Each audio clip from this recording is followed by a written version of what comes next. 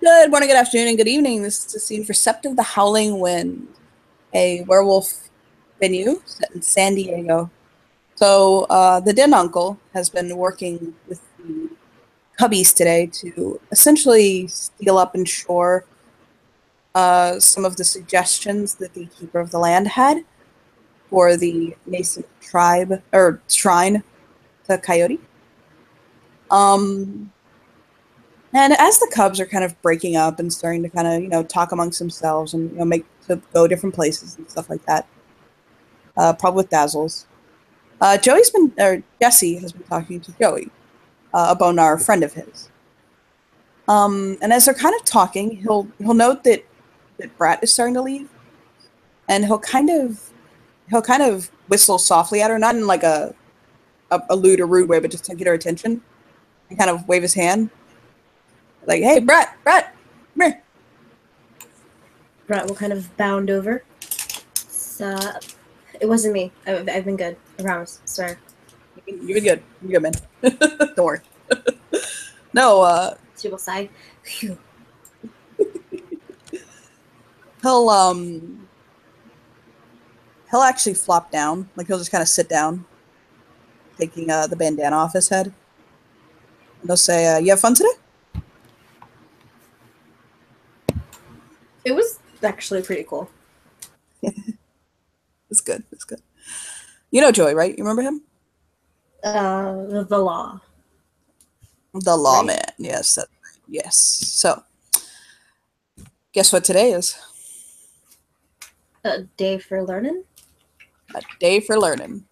And today you're getting to learn the law. He'll hook his finger over at Joey. So here's the deal, okay? Mm-hmm. I'm gonna run down the law of our people with you.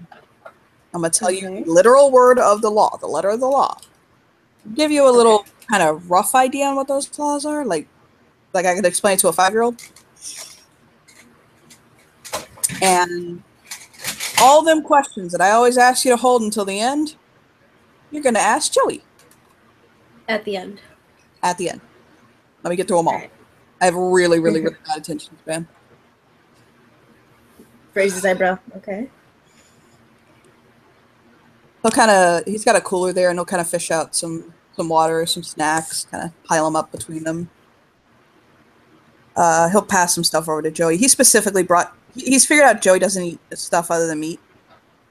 So he brought stuff that Joey can specifically snack on, beef jerky sticks and some meaty stuff. Joey just nods in appreciation as he chews on the jerky. And crack open a couple of bottled waters and sit down. He says, "Okay. Mind open? You ready?" Deep breaths. Deep breaths. Okay. The first tenet of our laws is that Garu shall not mate with Garu. What that basically means is that if you Garu, like you, me, Joey, you're not allowed to produce children with other Garu. Get those medicines. Gets funny, gross face. Mm-hmm. Yeah, exactly. Okay. Combat the worm wherever it dwells and whenever it breeds. The worm is our enemy. It is the thing that we fight against in our service to Gaia. And we must always take to ground the worm whenever we can. Very thorough nodding. The third law is to respect the territory of another. Territory is not just a matter of space. It is one's family, one's possessions, one's home. Okay? Mm-hmm. The fourth law is to accept an honorable surrender. If you are in honorable combat with someone and they surrender, you must accept. We do not have the numbers, nor the people in this fight, to have people dying superfluously. Nods. Okay. He's counting on his fingers really quickly. The fifth law of the litany is submission to those in higher state. You're a cub now. Okay, so you're given a little bit of leeway on this, but when you become a Cleith, and you are dealing with those of higher rank than you, something you'll begin to understand as you come into the nation. You need to show them deference. They have more experience than you. They usually have your best intention. The sixth law, though, is coupled with that. Respect for those of lower station for Oliver of Gaia. Just because you are above someone does not mean you are given license to disrespect them. That includes their life, their livelihood, and even their person. Nice. The next law of the litany, the first share of the kill for the greatest in station.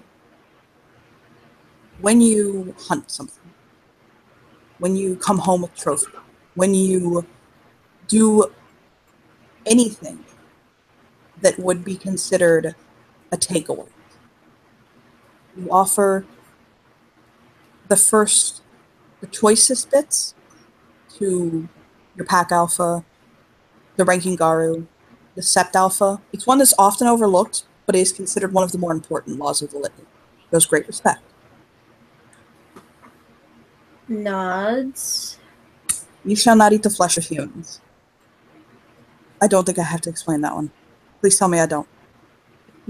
Gets gross face. Okay, alternatively, please also don't eat the flesh of wolves. I throw that one. You can argue about this later if you want, but that one too. Okay. This was one of the two laws that I was saying were two of the most important laws of the litany. The veil shall not be lifted. We have Nods. a certain measure of protection granted to us by humans' inability to process. Their minds cannot handle the rage that we possess. But when Tilt's head. the presence of our existence becomes known, it is considered a serious threat to us. Nods. Very important law. Okay. This next law, he looks like he doesn't like it, but he'll throw it out there. He has to. But he's trying really hard to remain, like, unbiased. Do not suffer thy people to tend thy sickness. Head tilt? When Very one- obvious, like a puppy kind of. Yeah, exactly. He'll kind of look up as though he genuinely actually is trying not to be, like, catty or smartass about this one. When one is weak, and it weakens the unit, it can bring down the entire unit. A sick wolf fallen behind is not going to serve the purpose. Narrows eyes. Just tight nod. Oh, he wishes he could have the same response. Very narrowed eyes. Stiff nod. The leader may be challenged at any time during peace, is the next law. I actually recommend doing it often. Not so often that you're a distraction, but it is not a bad idea to keep our leaders strong, savvy, ready, and on their toes. So they may be challenged at any time during peace. You may not, by the way, challenge someone who is too ahead of you among the people. She will give him a look of, I'm not stupid. Okay, good. Oh, thumbs up. Same page. But that being said, the leader may not be challenged during a time of war. When the shit hits the fan, when the chips are down, and when it's go time, you go. The only time it is acceptable to question the leader is if you are ready and willing to accept that you have violated the litany, and that's how serious the situation is.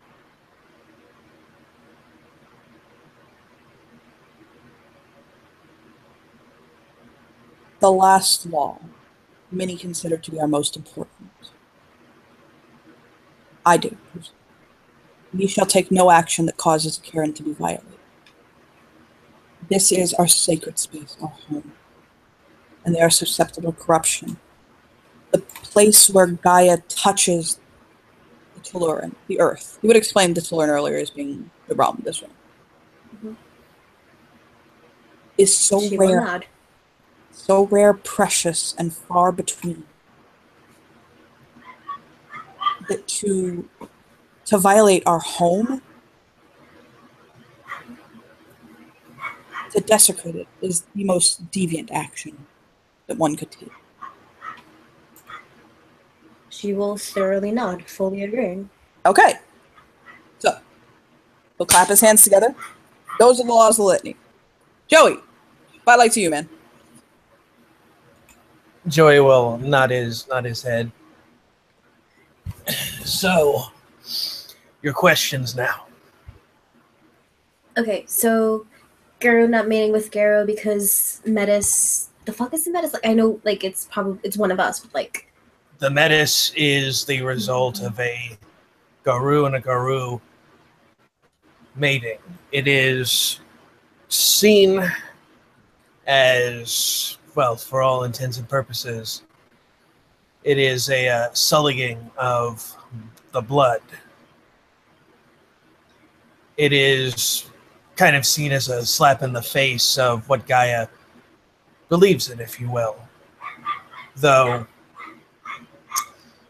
in the modern times, there are many that Metis live. In the past, they would have been killed, but in the scenario such as this, it is important that all that can contribute, despite the concern of the Metis, if you will. What's the difference between, like, you said Hamid and Lupus, right? Like, what's the difference between them and a Metis, like me and a Metis? The Metis, they are often, well, there's various things. First is a physical.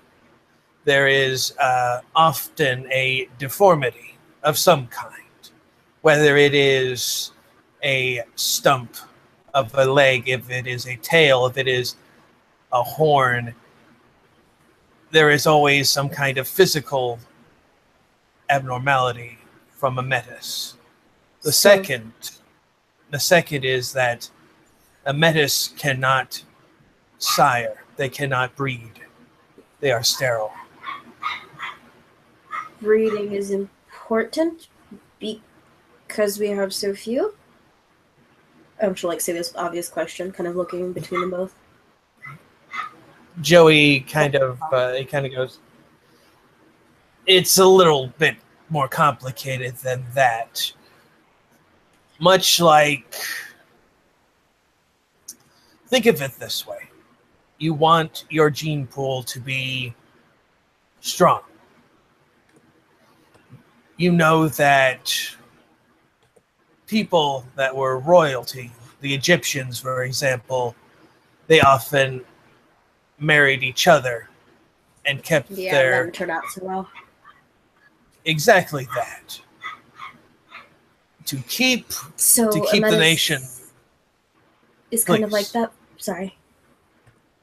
Yes. It is to keep the nation strong.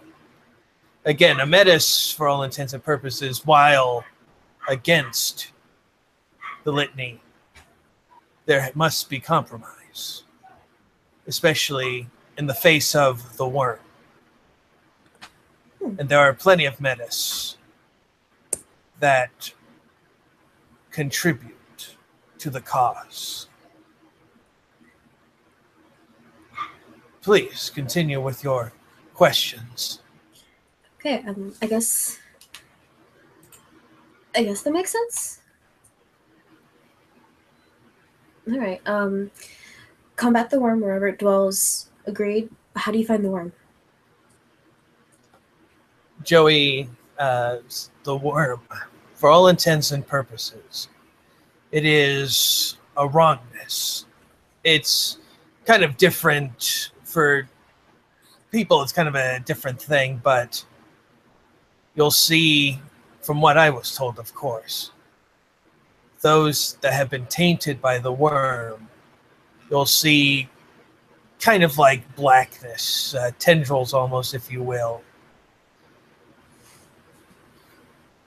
Okay. Those, and of course, with wherever it breeds means that wherever there is anything that is tainted by the worm, it doesn't matter if it is out here in the country, if it is within the city, if there is any place, a church even, if it has been tainted by the worm, it must be destroyed. Okay. And that includes people and things. If it has been tainted by the worm in any means, it must be destroyed. Kind of like bedbugs. It gets into everything and there's no saving it. He kind of nods, something like that. Think of it more as termites. Yes, think of it in that nature. Insidious. Literally. Mhm.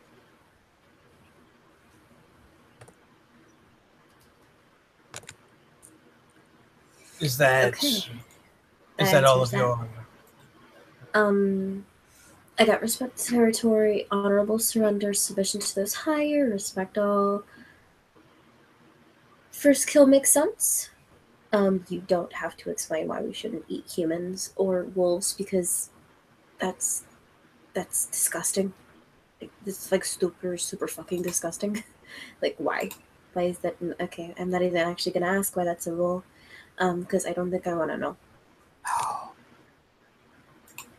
Trust your Uncle Jesse. You don't want to know. Yeah, no, because like I know there are some fucked up things out there, but no. I got stories. You know what? Then co-parent Jesse, you can just keep that to yourself. You can tell me that at another time when I'm like blackout drunk, and then I will know, but I will forget, and that's all that matters. Hold on. I feel you. Oh, fist bumper. The fist bump. Okay, the one that does kind of wig me out a bit is the other one. Do not suffer like people to tend thy sickness. Is that kind of like we're pro euthanasia? Joey shakes his head. No. Sickness in this term refers to weakness.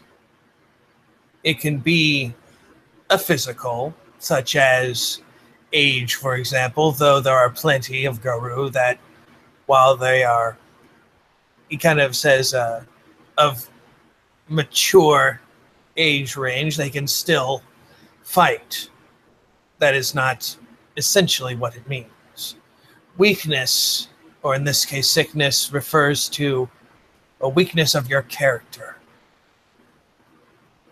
So like If for a tribe, for a pack, for the nation to be strong, everyone must be strong. If there is a weak link that can cause everyone in your pack, for example, it can cause a dangerous situation to occur. That is why you are learning these things, so that when the time comes and you join us, you will not be weak. You will know what you need to do. You will be strong, and especially because you are an Ahroun, a warrior. That is tantamount for you. That you show no weakness. If there is weakness, you must find it, and you must work so that it does not interfere with the cairn, with your pack.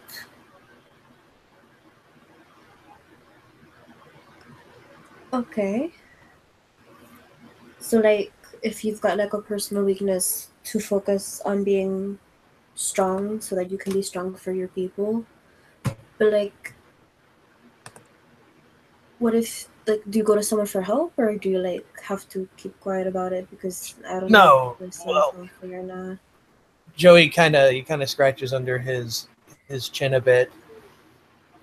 If there is a weakness, if you know that there is a weakness that you have, or a sickness, if you will, whatever it may be, it is important that you do discuss that with someone. Uh, Much like how it is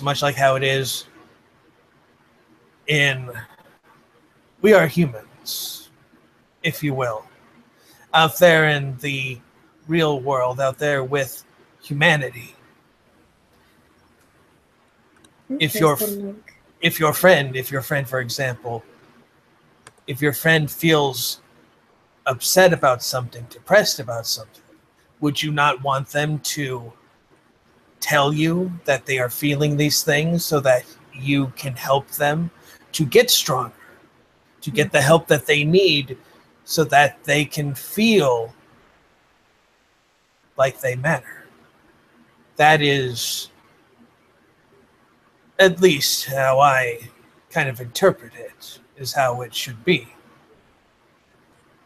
that makes sense. So rather than it being like keep quiet about your uniqueness and just work through it, it's kind of like don't let it like get worse, get help so that as a whole you can be stronger with the pack or group Yes. set. Yes. Okay, it's a little it sounds a little Now, misleading, but I kind of get it now.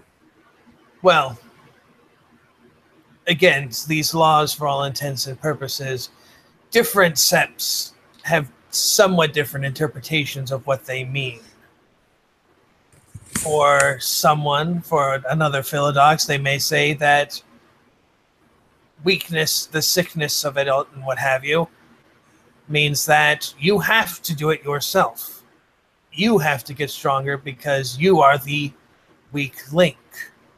Other septs see it as, if one is weak, we are all weak. Thus, we must help this one to become stronger. Because in the end, that will make the pack stronger. And it allows for more togetherness as a pack. You should, for all intents and purposes, if you feel that it is something that you need help with, you should ask. But if it is not, then you should try to work with yourself. There's nothing wrong with asking for help, but sometimes the only person who can actively make yourself change is yourself. Yes. But who said that you're the one standing in the way of your own dreams or something like that? Some shit. I don't know if it's like Mother Teresa or Saint Paul, Benedict the Fourth. Don't know. I didn't pay attention, but someone said that, and it's like a good thing. So okay. And That was a very elegant way to put that, Joey, to be honest. You honestly put that in a way that your interpretation of the law and the way that you stated that was the way I prefer it, but very, very rarely see it executed. Joey nods at that. This does also lead to a very important point, Brad. Though these are the law, and though for the most part they are codified, the interpretation of said law is actually sometimes even more flexible than that of the laws of humans. I have no idea what codified means, but okay. Basically. Set in stone. Yeah, Joey nods at that. Okay. There are some, for instance, with the first law of the litany, there are some septs that consider any form of romantic interaction whatsoever between Garu to be zero tolerance. They will either kill you or separate. Then there are some who consider it as long as a metis isn't produced, that he'll shrug. It's fine, as long as kinfolk aren't being ignored. And then there are some septs that honestly ignore that law. They see it as harmful Wait, kinfolk? Okay, yeah, kinfolk's important. Kinfolk are, well, I mean, first like, off, it sounds like family is kin, folk is like people, so like. pin in it really quick. Are you done with your questions to Joey? Do you need any of those No, other laws? Okay. No, I just kind of want to ask one question about something. Okay, go on. Mm-hmm. Okay.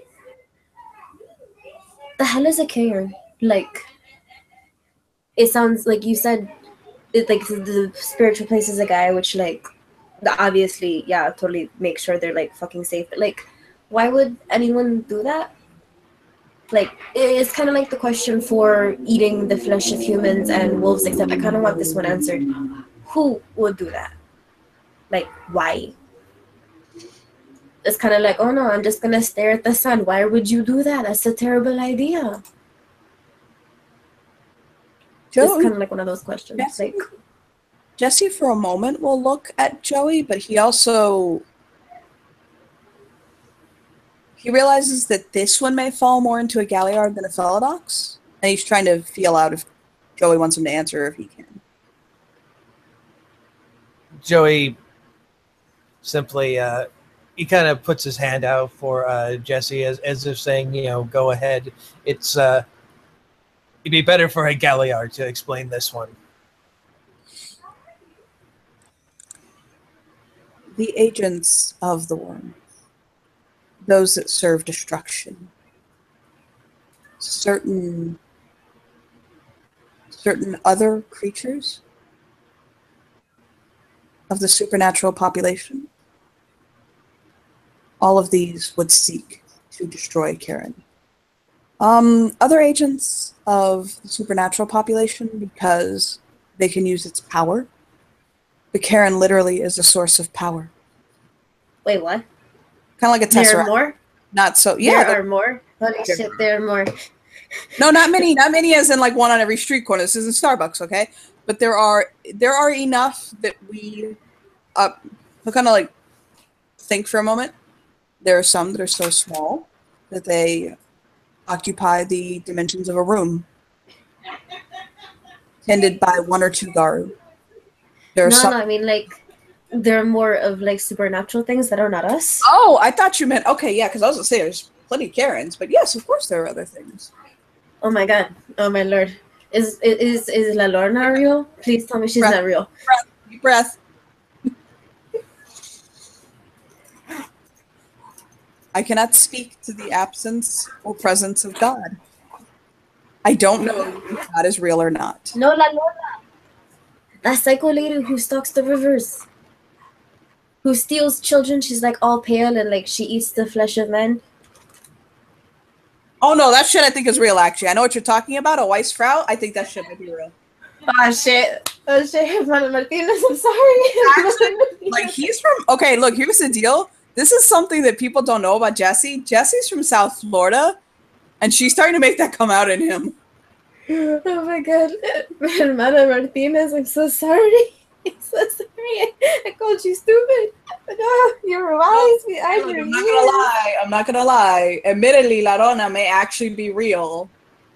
Probably is. Some sort of Fomori or some other being. But yeah, yeah. Those are the agents of the worm, the corruptor spirit. Okay, who like to destroy Karens because they're assholes. Because they're assholes who love to destroy everything. Assholes. Okay, what about like okay, I don't want to sound stupid. Okay. But like Twilight came out a couple years ago. Oh, they're us. Are the other guys real too? Like the bloodsuckers? He literally looks like he doesn't want to answer yes, but he has to, so he does. He's like, yes. Except they don't sparkle, and they're not that, oh no. But look, first off, I've never seen read nor had done anything with Twilight beyond reading the first couple of pages, and then immediately burned the book and dumped the ashes back It into was on my summer reading list. I had to. It was, you know what, and that's fine. I'm not judging you, okay? There's a lot of shit I'll judge you for. That's not one of them. I understand that it was you read Summer 50 reading Shades of list. Grey. You read 50 Shades of Grey. I'm judging the fuck out of you, okay? But That book was like way too big, and I didn't have to read it, so I didn't fucking touch it. I didn't have to read it, so I didn't read it. yes, there are vampires. Is the point? Ew. I met one the other day, actually. Okay, but like, are we cool with them? Do we kill them on sight? Because like, Very complicated answer. okay, that's actually a better answer than I was looking for. He'll nod. Or like witches and like fairies and shit, real too. But okay, I'm gonna have to like pull out a fairy tale book and be like, okay, so I'm sorry I laughed at you, Madam Martinez. I believe there are fairies. I have never met them, but the Fianna, to my knowledge, deal in them. And as I understand it, the Fenrir speak of these beautiful and noble lords who used to ride them and enslave them into battle. Oh, so the fairies sound like fucking great people then. No, I don't. I don't know. He'll hold his hands up, like I don't know. I've never met one to judge. Okay. I have this problem with openly hating anyone I don't know. I consider that racism. Well, So does the rest of the world. I imagine they're a little bit like pissed at being enslaved. That would kind of piss anybody off. I would imagine, yes. I've not experienced slavery myself, but if I had, I'd be angry. Okay, so vampires, real. Fairies, real. Just La Lorna, real. Just like. But I don't know if God's real, and we can't answer that one. I don't really care. I want to know what's gonna kill me. Madam Martinez told me the Lorna would come after me. God, and the fact that she's right. Ay, un momento, pero un moment, a second. Okay, I have to calm down. Breathe in your mouth. It's like learning your childhood fear is a real thing. That wasn't my childhood fear. I had a whole. It was mine. Oh well. But like mine was getting started from La Lorna because I was a bad child. Mine was government To cheese. know that she might be government cheese. Yeah, mine was government cheese. The fuck is government cheese? Is Like it Rick- like food stamp cheese? Wait, you mean that big ugly block thing? Yeah. Oh no. That's kind of a realistic fear. I know. Those things are so hard to break, to eat. Just no. I thought it wasn't actually cheese. I thought it was plastic that the government faked was cheese to kill us natives off. And were trying to tell us was actually cheese, so I thought it was going to poison me. I'm not saying that this fear was rational. No, but like that thing is hard to eat. It's a completely irrational thing. If you want to, you want to talk about crazy fears. I want to know what yours was, Joey. I'll kind of bump him softly. Brock's just like murmuring prayers, just like I'm so sorry. Not even prayers, but like apologies to Hermana Martinez wherever she is. The bitch. Right? Whatever layer of hell she fucking hit. Whatever layer of hell. Just be like, Hermana Martinez, I'm sorry, and I hope that you are well wherever you are, you bitch, wherever you are. That's a beautiful prayer. I love your prayer. I too often incorporate the word bitch very often in mine. Lord, please save that bitch from me throwing hands. Nice, see, mira. Mhm. Well, I'll look at Joey and kind of very gently shoulder tap him. So what was your greatest childhood fear? Joey thinks for a moment.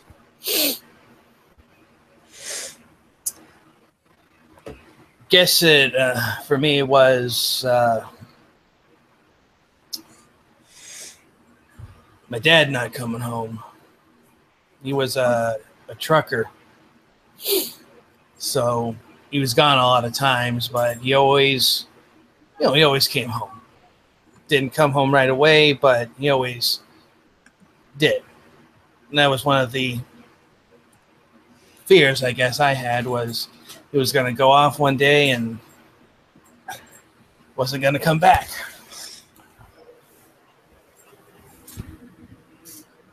Give me one quick second, okay?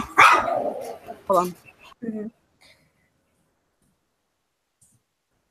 Give me 1 second. Sorry, I have to roll Jesse's willpower. Oh, ouch. Okay. While he's talking, Jesse's had his sunglasses off for this conversation. And they notice that Jesse's eyes flash for a second, like kind of recognition. And they well up, and a tear drops out of his eye, and he kind of wipes his eyes and puts his sunglasses back on and smiles at him. Yeah, that's a hell of a rational fear, man. Hey, look, I got a present for you. And, like, pointing to Joey.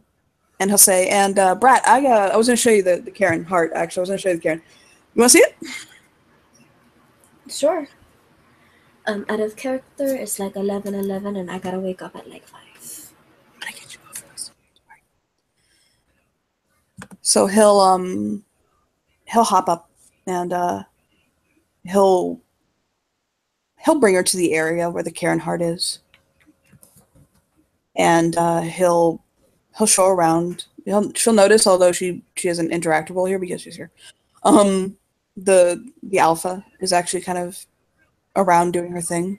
Wisdom of the Earth. He'll point out to her, actually. He's like, I don't want to disturb her right now because she's busy, but that's the alpha of the sept. She is our greatest elder.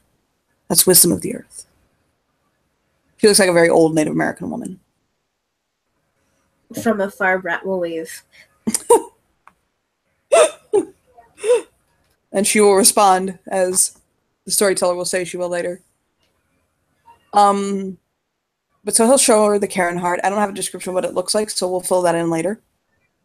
And just kind of let her get a feel for the place. Let her, like, here's our sacred place. This is it. I'm imagining she probably feels, the power behind it. And I imagine it's probably like walking into a holy place for her. And then after they're done, kind of letting her soak it up, he'll step out and he'll say, Joey, I got a present for you.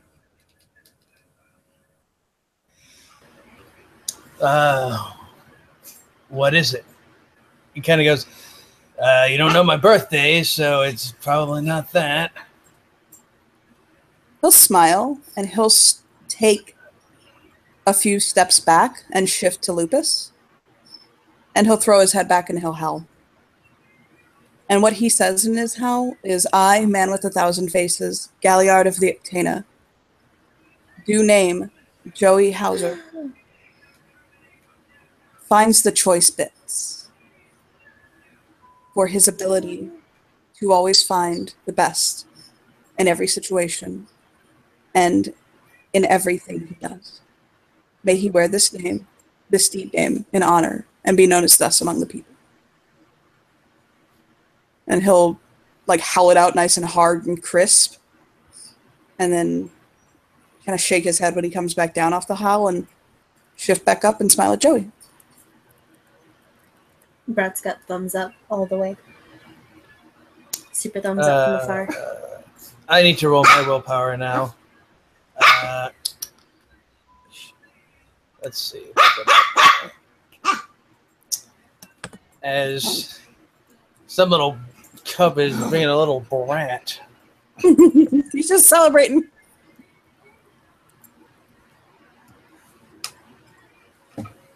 Okay. You can see when you say that, when Jesse says that, you see it's almost as if Joey wants to cry, like he's happy, but he's kind of, he doesn't want to cry in front of Brat, let's just say. He doesn't want to cry in front of the cub. So he kind of holds it together. He looks at Jesse in the face and says, "Thank you for this gift. I will treasure it." You earned it, man. I've been watching you.